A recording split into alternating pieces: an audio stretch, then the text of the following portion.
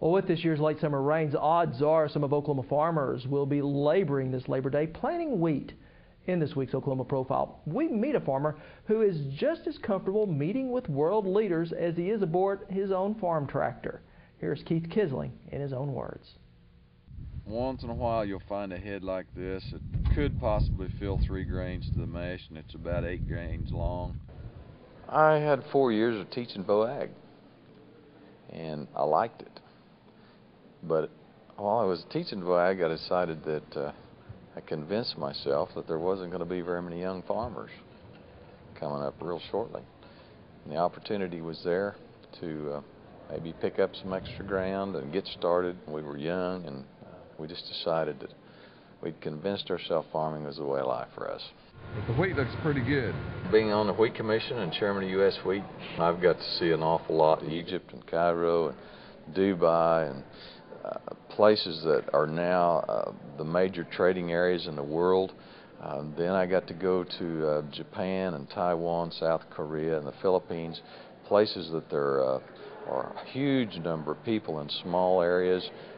I just got back from Beijing, and Beijing had 14 million people.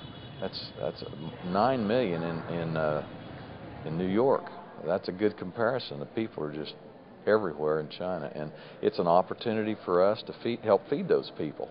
You hate to see people starve, and there are people over there that they don't have as good a meal, they don't eat as much in a month as we eat in one meal sometimes, and so it's important that we're able to feed them so they can survive and sustain life. Yeah, these like this right here with the red tassel, kind of a light red stuff. I learned something today. Yeah, that's a sweet corn. And the first well, we plant 2 acres of sweet corn in our irrigation pivot to give away to the community. It's just a neat project, probably the neatest thing we do all year. And there's about 100,000 ears of corn that is given away from this 2 acres of corn. It's gets people to come out and pick.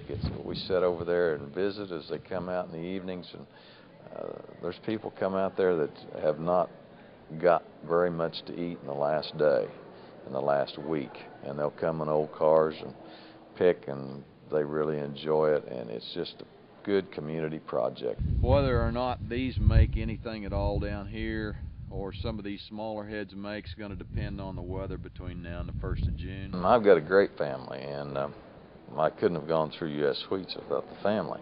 Hopefully when this is over I'll get to see them a little bit more.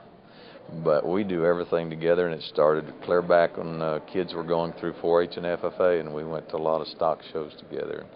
They helped them build a resume, and it helped us to have family ties. And of course, I'd like to see my kids all come back to the farm, because I think there's a good way of life. I think it's an opportunity for the kids to grow up and be independent. And even our small towns that we have in Oklahoma are to a degree allowing them to do that.